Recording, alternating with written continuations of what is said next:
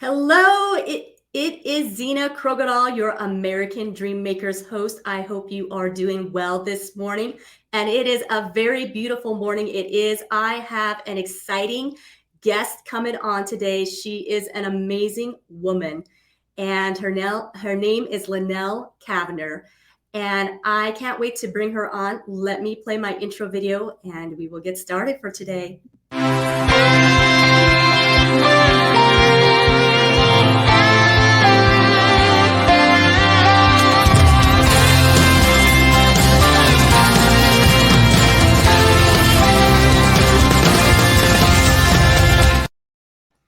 Good morning. It is Zena Krogadal, your American Dream Makers host. I believe that the American dream belongs to all of us, and not only can you achieve it, but you can go beyond.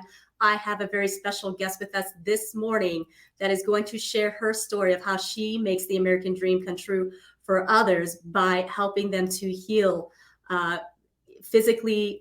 And she amazingly just does so much for this community. And if you are listening to this, if you're watching this, please share this out. She has an amazing message that everybody needs to hear. Lynell Cavner, she is a mover and a shaker. She is the owner of Lynell and Company. I'm going to bring her on so we can just get started. So here we go. Lynell is an amazing, amazing woman. Let's bring her on and give her a warm welcome. Hi, Lynell. Hi. Hi, everybody. How are you today? I'm good. I'm good. It's going to be nice and hot today. It's already nice and hot and steamy outside. That is for sure. We are definitely in the middle of July, and I'm hoping that monsoons joins us here pretty soon. But I don't know about that, but the heat I love. Oh yeah, you love the heat, huh? Yeah. You're well, once it hits about 100, then that's good. But anything past that, no. So Lynell, how long have you been in the Prescott area for? I think we're pushing 23 years now. 23 years. Wow. Yeah. So I have, it is a lot, but then every once in a while I come across one of my clients who is an original Prescottonian. And so it's fascinating to talk with them to find out all of the changes that have come. I mean, we've seen a ton of changes in the last 20 years. They've seen an immense amount of changes if they were, here from the very beginning. So, yeah. So where are you originally from, Lynell? Originally Michigan. So the high desert is a little different, but at least we have green and we get all the seasons in mild form.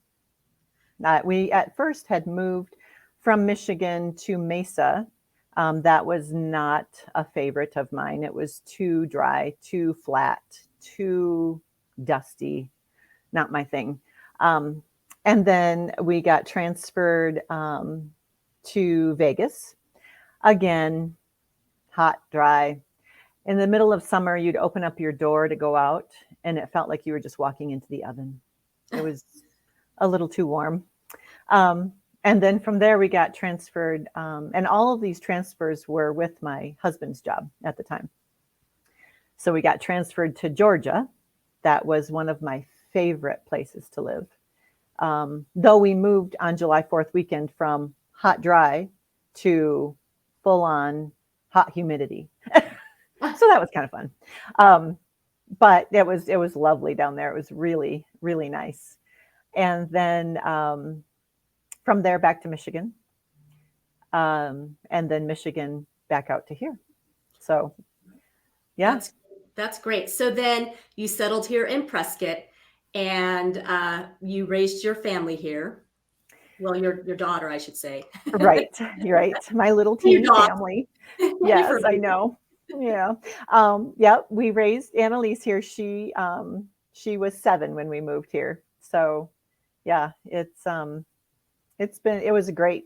We had our choice of when we moved back out west of here, Phoenix or Tucson, and that was a no-brainer. Move to a small, quaint town.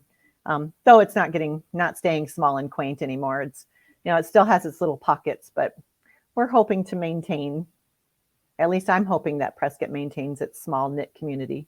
That would be nice. Yes, that absolutely would be nice. So Lynell and I met years ago because I came to her because I had a lot of physical ailments from my job working as a dental hygienist and really bound up everywhere and did chiropractic care and massage therapy. And those would help me for a little while and maintain, but they just didn't hold. And so I got wind of hearing about the magical hands that Lynell has.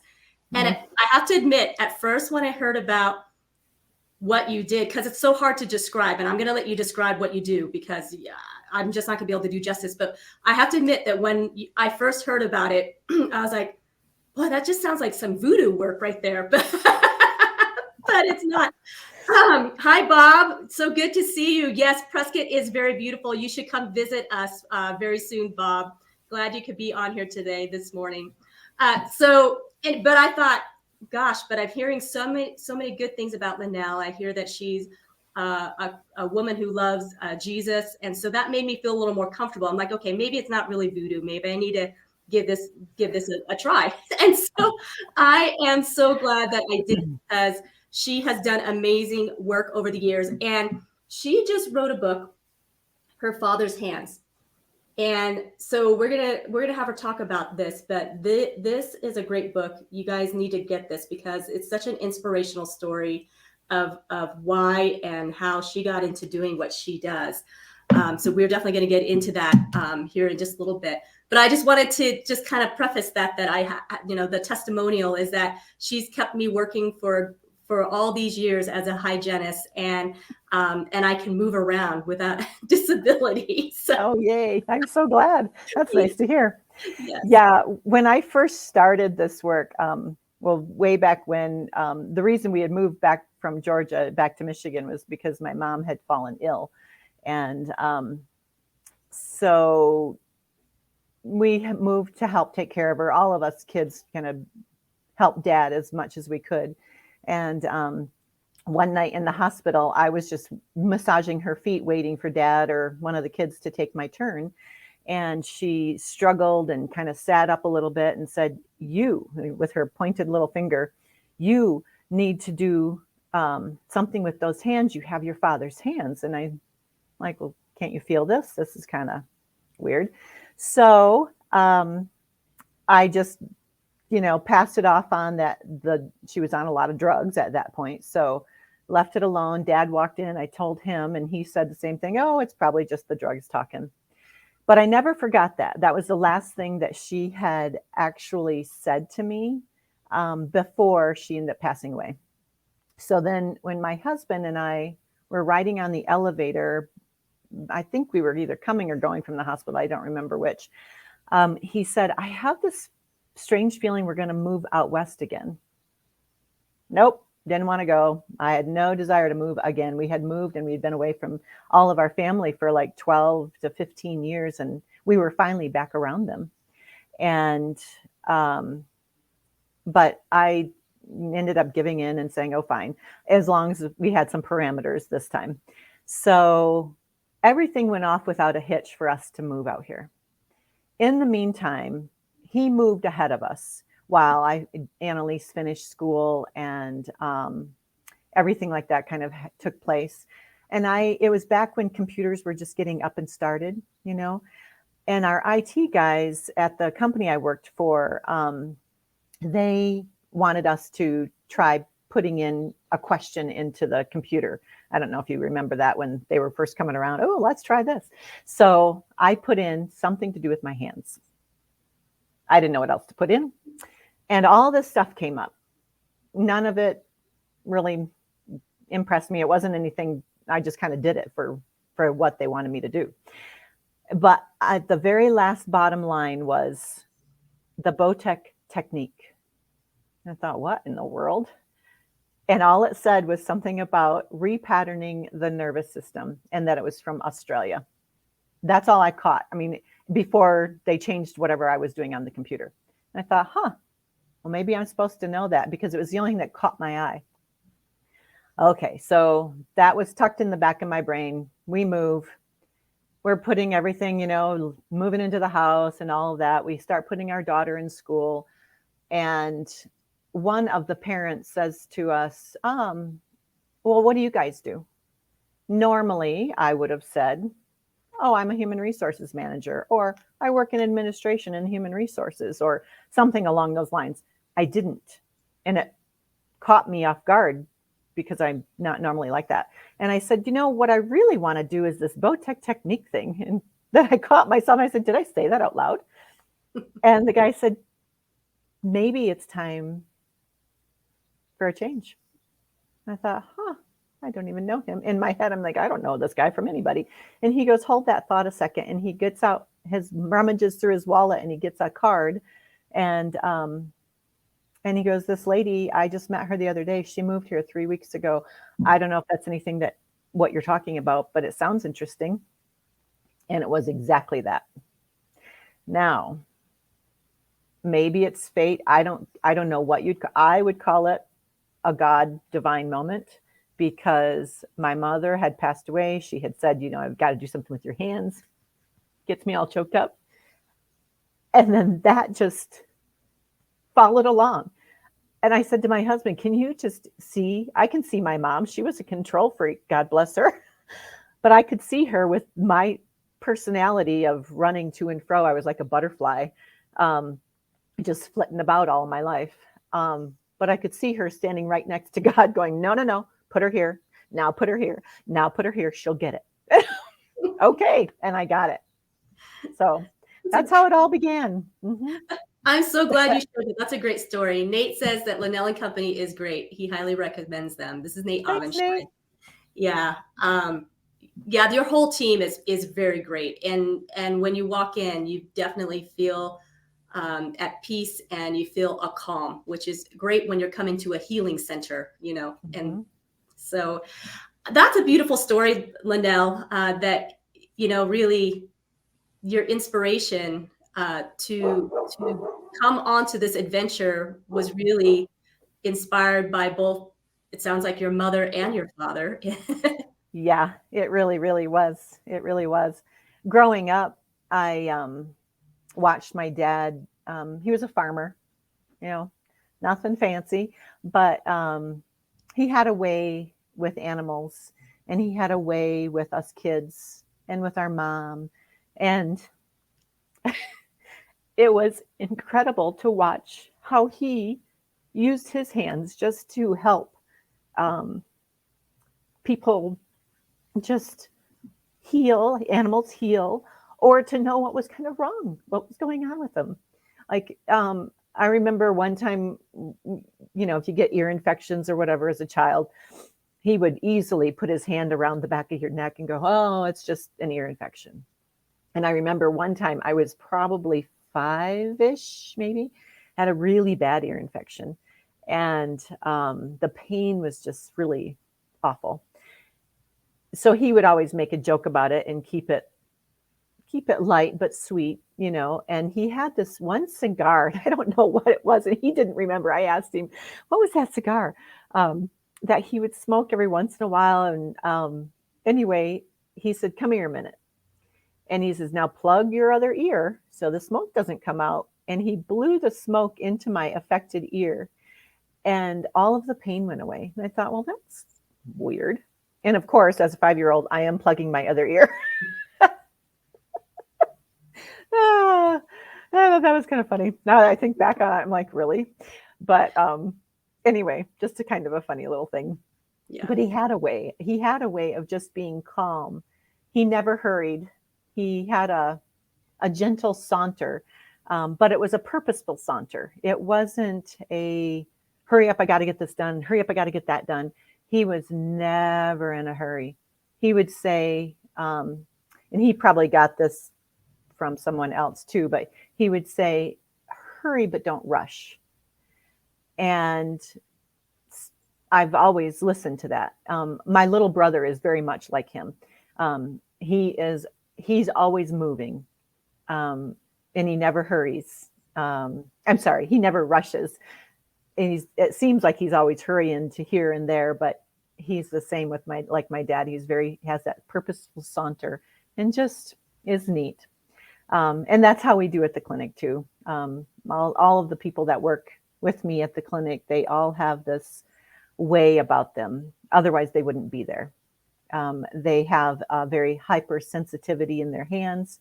They're all extremely intelligent. And they keep moving, but they don't rush, if that makes sense. Yes. Yeah. Yeah. So for those of us that have not experienced Bowenwork, tell us what that is and what you have developed. And by the way, the reason why your staff at the clinic operates in that manner, it comes from the leadership down, and you are a great leader. So, and it shows. So I wanted to put that in there, that doesn't come by accident. So, well, thanks, but I try. I never thought I was a leader, really. I'm not afraid to be in front, I guess, would be the difference, maybe. Yeah, I don't think of myself as being a leader, if that makes sense. I don't have any fear about being in front. Let me do it. I'll do it. Yeah. Which is why you're a great leader. Yeah, maybe. So the work that we do was developed by a man named Tom Bowen, and he's out of Australia. He would be considered probably nowadays like an osteopath. Way back then, he really wasn't considered anything. I don't think that they had titles or, things like that. No labels. But he could see on people and how to help them. So he allowed 6 men to follow him in his clinic setting. That man, Tom, I never met him. I would have loved to have met him. But he only taught a few because the way I understand it, he felt that not everyone should touch others. Everyone's been blessed with gifts. And so you should figure out your gift and then blossom that gift. And that was his gift, was to be able to see and touch and heal people. He didn't even understand why he did what he did or how he did what he did. He would just say it's a gift from God, and someday I'll know why I do what I do. Anyway, so when I learned it, the way that it was taught was that it was nervous system repatterning. So what we do is we go into the nerve plexuses. There are several, there's 5 different nerve plexuses in the body. And when we are working with anyone, they stay clothed. We do very specific rolling type movements in and around their nerve plexuses. And then we give them a pause or an integrated wait time and allow the body to respond. The body has an innate ability to heal itself. Sometimes we just get into a stuck position of where the body feels like it's in a circle, like a hamster wheel, if you will. So when the body starts its job of correcting on the table, most people will feel sensory changes from tapping, tingles, waves, temperature change, melting, floating. We never really know how the body will respond. So we enter the messages and then we get out of the way. The body is way smarter than we are.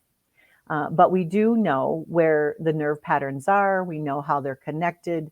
We know all their integral parts. So again, when somebody comes in, we'll do a set of moves. We'll allow the body to have the integration time. And then we'll come back in and we'll focus on their entire nerve system, their central nerve system, but then we'll focus on where their areas of issues are coming from. Does that make sense? Yes. Okay. Yes. Okay. If you have questions, let me know. I can keep going. Yeah. Anybody that's on here live that's watching it, if you have questions, put it in the comment for sure. And we'll get Lynell to answer it because it's something that not everybody has experienced. And I am so glad that you are here in Prescott. But that does make sense to that it's basically what you're saying is that it's like a reboot or a reset of the It is. Right. It is of the nervous system. Everything runs off of the nervous system. So if you it's kind of like a rewiring or a rebooting of a computer. I had a lady in there the other day, and she had symptoms of trigeminal neuralgia, which is the best way to explain it is like sciatic of the face. It's horribly painful. And she had never been in before. And I explained how it's going to work. You're going to be face down for about 20 minutes, go through the whole thing. If she had questions to ask, she didn't ask a question. She just said, okay, I'm going to just trust that this is going to work. She sits up and she says, this is the most intriguing kind of work I've ever experienced. I've never felt so many sensations happen in my body. And I said, okay, well, let's just see how it goes. The body will take 3 to 5 days after a session for it to complete its repatterning process. And she goes, but I have no pain. I have no pain right now. And I said, well, let's not count all of our chickens before they're hatched. Let's give it some time. I'm glad you don't have any pain, but it may come and go over the next 24 to 36 hours. And then it'll settle into a pattern. And then we can clear the rest of that pattern. So that's the purpose. And that is the whole premise behind this work, is to get the body to put in its corrections instead of the continuous compensations that we know very well how to do. So when our bodies get into that compensation mode, we are incredibly, beautifully, wonderfully made to be able to adapt and stay in those modes. Now, it can only compensate for so long, just like taking a drug. So the drugs you take, whatever the drugs are, they're great for a certain time, but then pretty soon there's something that's going to give, because the body can only handle those for so long. And then something else goes, oh, now you need another drug, right? And so the purpose, and that's why I love this work, is because it's actually getting down to the nitty gritty and helping the body heal. Does it happen overnight? Sometimes it takes several sessions. Sometimes it just takes people that come in quarterly just to have maintenance, or a tune-up is what they'll call it. And if we do the tune-ups, and the body just stays in its homeostasis state, and it can put in a correction versus a compensation. It's really incredible. And I've been doing this for 20 years, and I still get blown away by the stories that come in of, I could not put any weight on my leg, and all of a sudden I can do that now. How did that happen? Well, your body just knew it was time to make a correction instead of holding that compensation. Sometimes it's really unbelievable. And it's even unbelievable for me sometimes, the stories that these clients come back and say, I can't believe I'm so much better. But it's how we're made. We're made to heal. We are made to heal. And I will not get off of that platform. I believe we are fearfully and wonderfully made, so much so that if we lean into that and into that truth, then let's test it. Let's see how great we're made.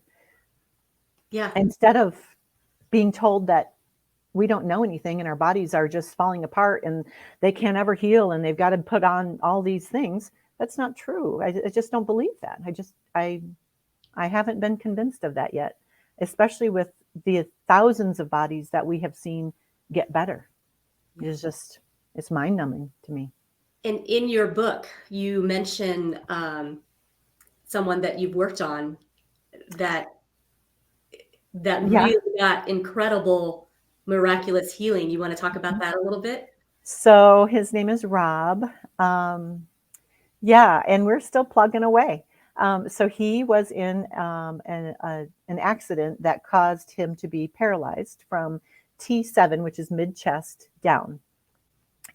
He came to me after 11 years of being in this state. And he was brought in by his best friend, Tom. And Tom walks in with him and he says, you can heal him. Whoa. I don't know about that. I don't proclaim to be any kind of healer, not at all. But I didn't know what his body was capable of. And I said, well, I'm willing to try. I'm willing to put these messages into your body and see how it can work with us. might have no idea if it will help or not. So he wheels himself in, and it took us, a couple of us, Denise is one of my practitioners in there, and she and I helped get him up onto the table, and it was a little bit of a struggle, but we did it. And then we did some testing on him just to see if he could feel anything, and he couldn't. And we started just plugging along. Well, we realized that he had a cage put into where his spine was damaged, and all around that cage was a big amount of scar tissue. So scar tissue, when it enters a body, is like a cement wall. Nothing's going to get through it. No communication, no nothing. So the first thing we asked is that if he had somebody at home that could help put castor oil on around that scar tissue. So what castor oil does is it softens the scar tissue to such a degree that the body can actually absorb it and break through some of that stuff. And he did. His wife, Lisa, helped with that. And within about 6 weeks, we had communication. So we start working along, and we're moving along, and all of a sudden he's getting sensation. Probably, he told me probably after the second or third time that I worked on him, he held it back from me, that he actually felt tingles and sensations down his legs. And he didn't want to tell me because he wasn't sure if it was real or not. And so he waited and he waited and he waited. And I could start seeing little twitches in his body and muscle twitching. And we had taken measurements of his legs. They were pretty well atrophied. And it was just really fun. And then on a Christmas night, it was Christmas Eve, and everybody had gone home, and he was in for his session. And I said, you know what? I just feel like today's the day. Let's see if you can stand up. Because he was getting where he could lean over and pick up something off the floor. Before, he had to be strapped in. Otherwise, he'd just fall over like a sack of potatoes. He had all his arms and his head worked, basically. So anyway, so he was having all these fun little things happen where he could tip over and pick something up, and he could do a push-up now if somebody held his feet. The first time we tried that, I said, well, let's just see if you can do a push-up, and never even thought to hold his feet. And off hit the end of the table, he slid. Oh. And we were like, oh, catch him. It was kind of funny. He was totally fine. It was all in, not fun, but you had to find the funny moments when you can, because life can be really funny. It can throw you all kinds of, it is like that movie, the box of chocolates. You never know what you're going to get. So anyway, he was able to stand up, and he could feel pressure in his feet. And then he said, well, I want to try and take a step. Well, I wasn't sure that was going to happen, but he did it. And then I wasn't sure what to do, because I was the only one there with him, and I wasn't sure how that was going to work to get him back to the table. So he said, well, let me just try walking backwards. I'm like, okay. And we were able to do it. It was exhilarating. And so from that point forward, he has improved and improved and improved. Now, does he come? Sometimes there'll come where there's like a plateau. Oh, we're not getting anywhere. We're just, but I figured out through his coming into the clinic and doing that, we found that when he plateaus is when his body, or at least that's what I believe is happening, that his body is actually doing some internal healing, like deep internal healing, until it's ready to jump to the next plateau. And that seems to be the pattern with him. Now, I've been working with him for, I think, 5 or 6 years now, and he's just doing amazing. So now he can walk with a walker. It's not beautiful, but he can do it. He doesn't do it all the time. Like when he's at work, he stays in his chair because he's moving a lot. And so his walking is very slow yet, but it's coming along. And he's got muscle restructuring in his legs. He can feel very clearly down to his knees, very clear. And then from his knees down, it gets a little faint, but yet he can still feel. So we just keep plugging along, That it's is just fun for me. such an amazing story. Mhm. And you came in at, was he a quadriplegic? Para. So he could use his arms Okay, from mid chest down. mid chest Um, down. yeah, yeah. So he's So been a trooper. He has hung in there with all my, let's try this. Oh, let's try this. And he just like, okay. But he's got such a great attitude.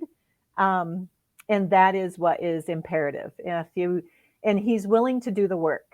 And that's the difference. With anybody. If you're not willing to do the work, because this is a two-way street. I am no healer. I just present the body with a different way. Um, and if they're willing to do the work and have the two-way street happen, people will heal. Their PT time even gets cut in half for injuries, if they're willing to just, and we don't have a lot that we ask them to do, just like the castor oil thing. Just, can you do that for us? I can't do that for him. He has to take part, and he's always willing to take part. And the clients that actually put in the effort of doing their little exercises that we give them to do, or giving us feedback so that we know what pattern we need to follow. It's simple things like that. Changing their diet, maybe. I have a degree in holistic nutrition, so if I can help them with that, I'm glad to, as long as they follow along and do their part. If you don't do your part, well, you're kind of like looking to somebody else to be accountable for you, and that doesn't work. You have to be accountable for you. Yeah.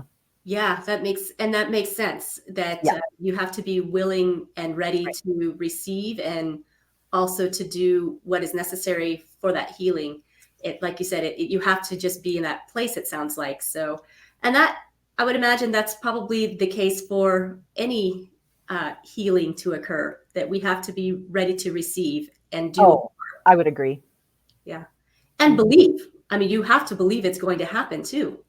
I mean, You do to a degree with our work. So some people will come in and go, "Oh, I'm is this like energy work?" And oh, I have to really put my thought and I have to believe in it. No, no, no, no, no, no, no. We're not. Like I tell people, everybody has energy, right? We're electrical beings. We really are. Um, but I grew up with 7 brothers and sisters. I don't like to share anymore. So I use your energy from your body, your electrical system, and I help untangle it. That's all I'm doing, to make it as simplistic as possible. But I'm actually working and touching your body. I'm not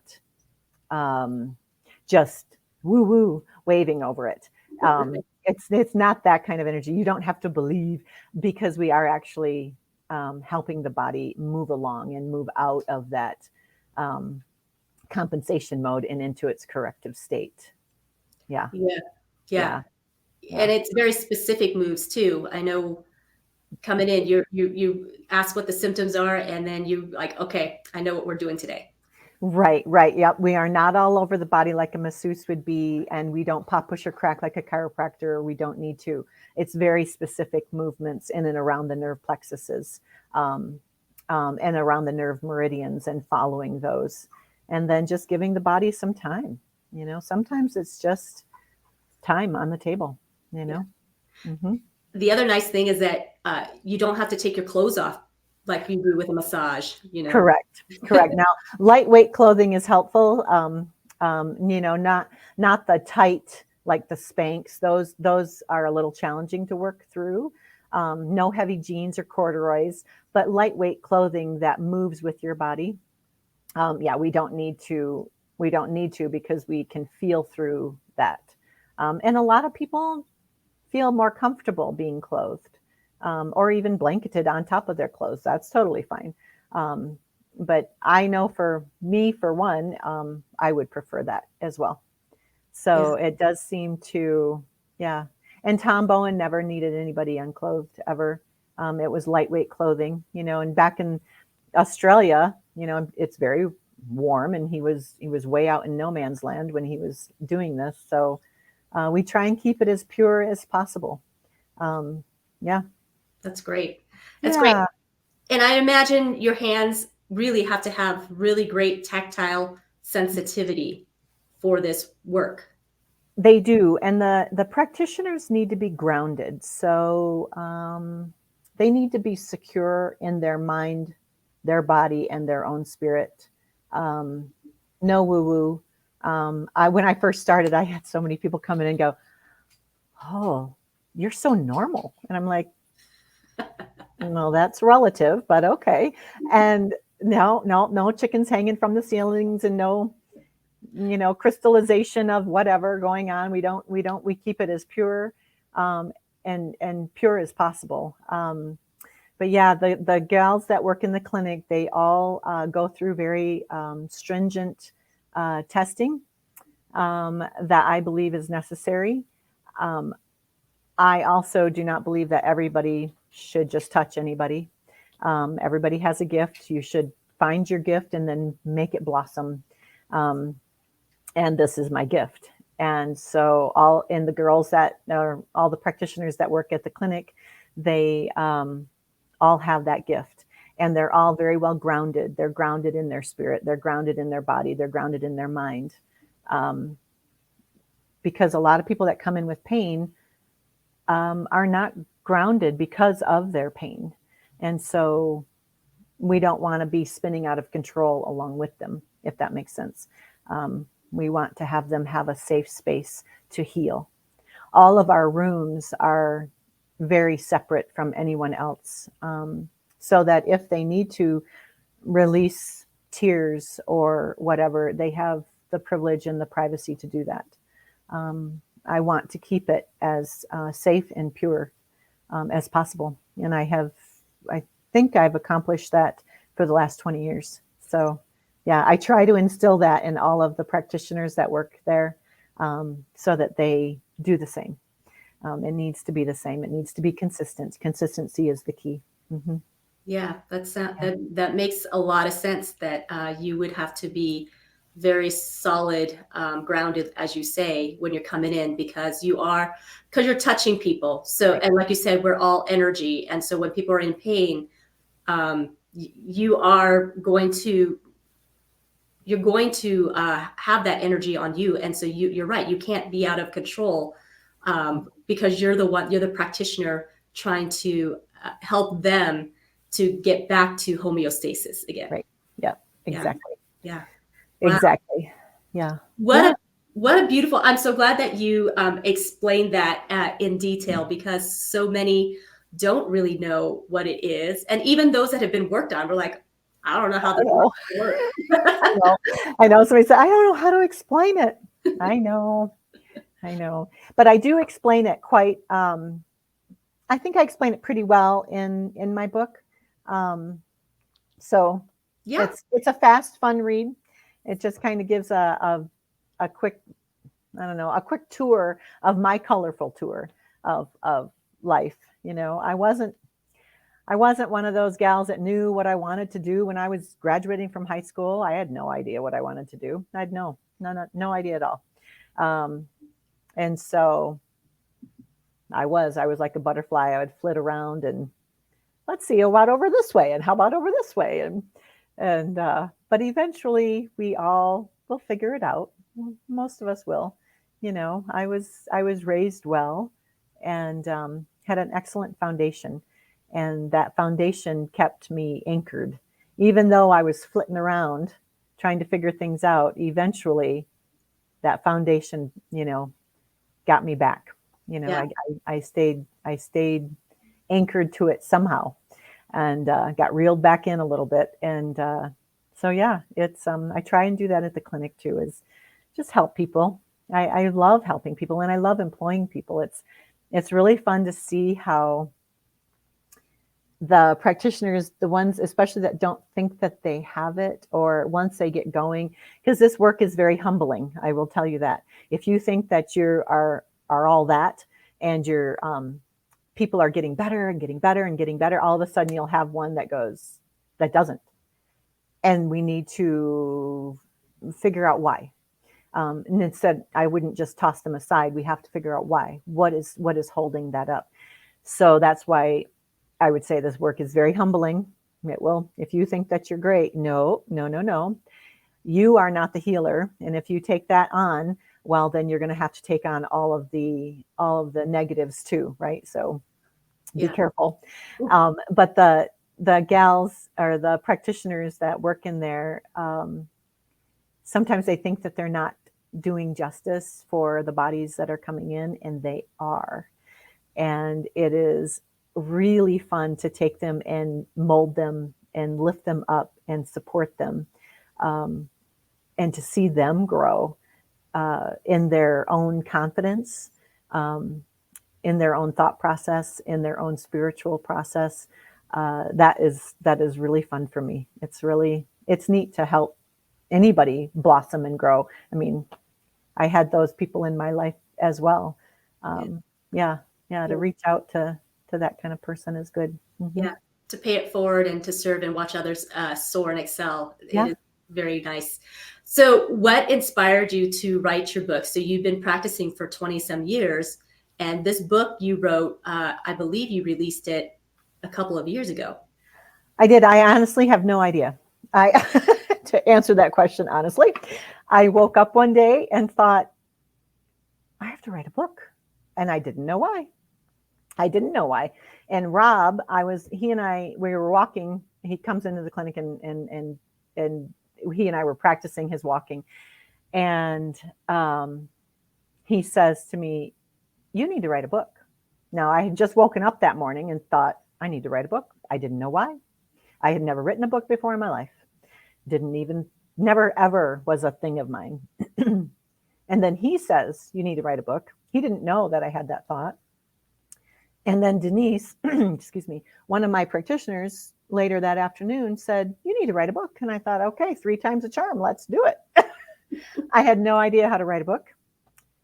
However, a thought popped into my head from this client that I had seen only a handful of times because she didn't live here. I have a lot of clients that fly in from all over the country to get help, and she happened to fly in from Texas. And she helped me write my book. She was a ghostwriter. So she guided me through the whole process, and it was quite cathartic, actually. It was a really fun thing to do. Would I do it again? I don't know that I would.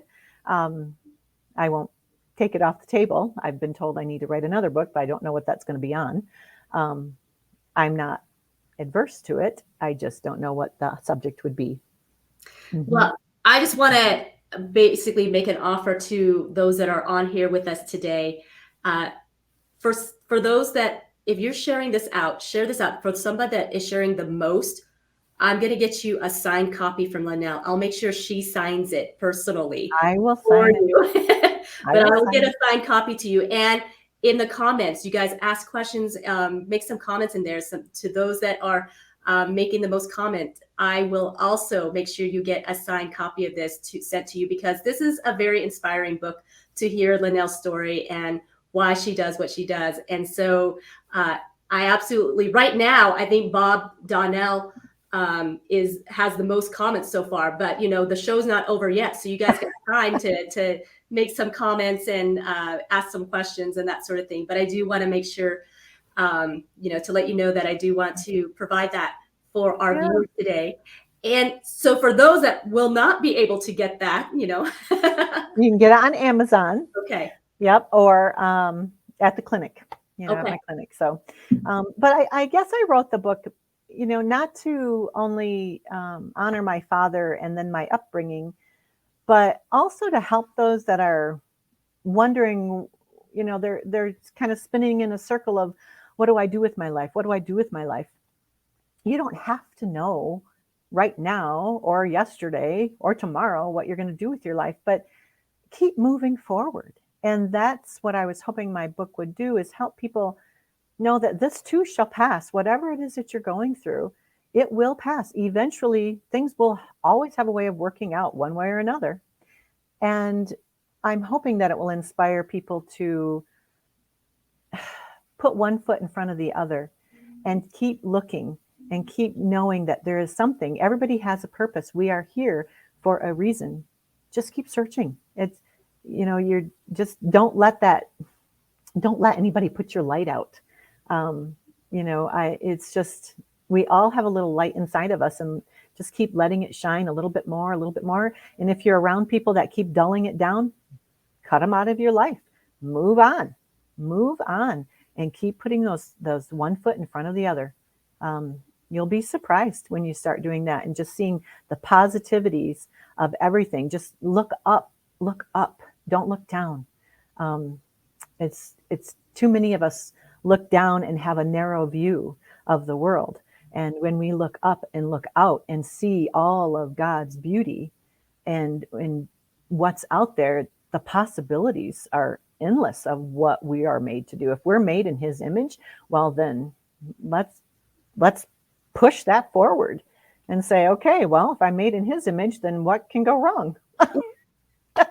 That's a great perspective to have. Really appreciate, the encouragement and advice, because that is so true. That if we can look up and keep our eyes fixed on what's most important. Yeah. Yeah. Life is, it'll go by fast. And when somebody said to me the other day, it's always helpful to know what you want to do so that time isn't wasted. That's true. Yeah. That's true. However, for those of us that don't know what we're doing, time is not always wasted. It's always teaching us something. So if you want to look at it as wasted time, well, then you're looking back at the negative and going, well, I just wasted all of that time. No. If you can look at it as a learning curve and you're learning something and it's molding you to get you to where you need to be when you need to be there, that's a whole different perspective. So yeah, you just don't focus on the negative. You focus on the negative, you'll always be stuck in the negative. So pull yourself out of the muck, pull yourself up by the bootstraps and march forward. It's just spoken like a true leader right there.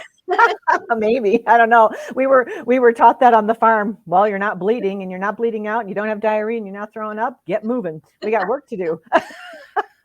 You were taught very great work ethics, that's for sure. Lynell, I know your father passed away recently. He did, May 8th. Yeah, May 8th. So my heart goes out to you. Condolences to you. I know that it's hard, but I bet he was so proud that you had written a book called Her Father's Hands. Isn't that ironic? Yeah. We had no idea anything was wrong with him when I wrote this book. There was nothing. It was just, I don't know. I woke up and it was in my mind, you need to write a book. And I had no idea what it was going to be about. I just started writing, and that's what it ended up being about. And lo and behold, it was graciously downloaded to me just to really honor my father and my mom and our upbringing. And all because he passed away 2 years later. Isn't that crazy? It's amazing. When you look back and you go, wow, somebody is helping lead my life. And I'm, you just follow along and you go, it's neat to look back and go, wow, there is somebody guiding me. Mm-hmm. Yeah. And I'm so grateful that you were obedient to that prompting, because imagine if you would have procrastinated another few years. Right. Right. And for him to, wow, that's what she's going to title her first book. Yeah, it was kind of funny when I was trying to get the picture, because I didn't tell anybody that I was doing this, any of my family, I didn't tell them. And so I emailed his wife and said, I need a picture of my dad with his hands in this position. And I got so many different pictures of nothing even close to what I was asking for. I'm like, okay, let's try this. It was probably, I don't know, 6 or 7 times. Finally, I said, okay. I sent her a picture of how I want the hands. I ended up having to do a visual so that she could see exactly what I wanted. It was just comical. And he was like, what am I doing this for? And she goes, I have no idea, but she keeps asking, so we might as well get it done. That's right. And so, yeah, it was kind of funny. And then it was just kind of neat. He used to sit at the kitchen table like that and contemplate. When he had something heavy on his mind, he would sit like this and, be thinking. I would see him doing that, thinking about something. So that's just stuck in my brain. I thought that's what that needs to be. Yeah. Awesome. So awesome. Yeah. I've got Yeah, Lynell's information scrolling across the bottom. So for any of you that want to experience the clinic, the practitioners of Bowen therapy, and it's not even Bowen therapy. I mean, you've actually taken the foundations of Bowen and really have yeah. work. Yeah. So we use the Bowen method. We use the work of Tom, the teachings of Tom Bowen, and we call it body and nerve restoration, because that's really truly what it's doing. Is it's restoring your nervous system gently. It's restoring the body to function with it. A lot of people would just say, "What's Bowen? What's Bowen?" Because it's a surname. It's Tom Bowen. And so we will give credit where credit is due. And Tom Bowen, he designed this. He came up with it. And so it's his work that we have just taken and put into certain patterns specifically for each body that comes in. I will get asked a lot, well, do you do the same thing to everybody? No, we don't. We are all made so individually that the work has to be given individually. We are not blanket practitioners at all. The work is put together specifically for each person.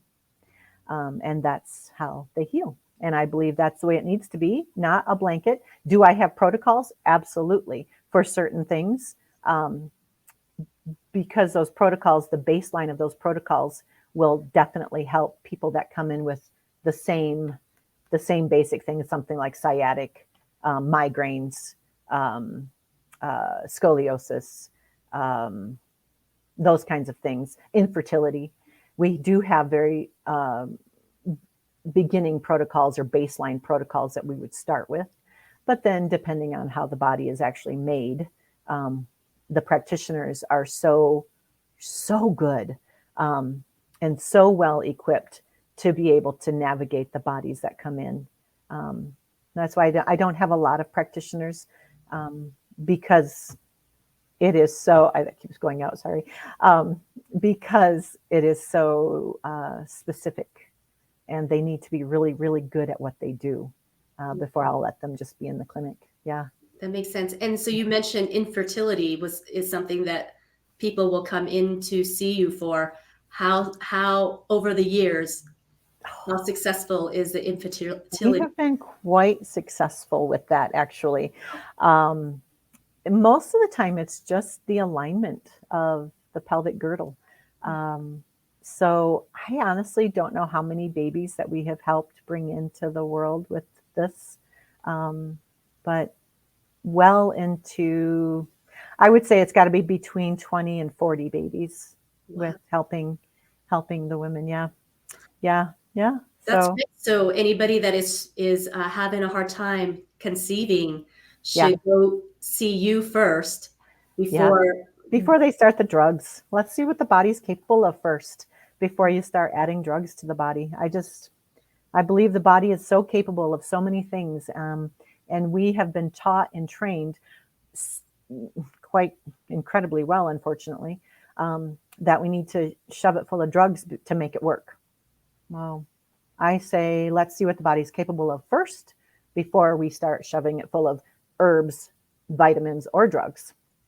Let's try it with its innate ability first, along with some food. Change your diet. Food is important. It's our fuel. So keep it clean, keep it real, keep it, moderated. Don't do anything extreme. The body doesn't need to have that. It's quite capable of doing what it's supposed to do, if we just allow it to, and give it the respect that it deserves. And a lot of people don't do that, but we are trained. We have been ingrained that, oh, no, we can't function if we don't fill it full of all these drugs. Right. So, yeah. Yep. Well, thank you so much for taking time out of your busy schedule. I know you are a busy gal. Yeah. And I can't believe that we're already coming up to an hour here. So, you and I talked about that. I'm like, an hour? There's no way. See? And But I want to see if you have anything else that is on your mind. One, just in the next couple of minutes, if you want to share one last thing. We've got a Facebook user, how inspirational, promoting faith and positivity, always moving forward, allowing your body to heal itself with proper guidance. Lynell does amazing work with her father's hands. Oh, thank you. Yes. Thank you.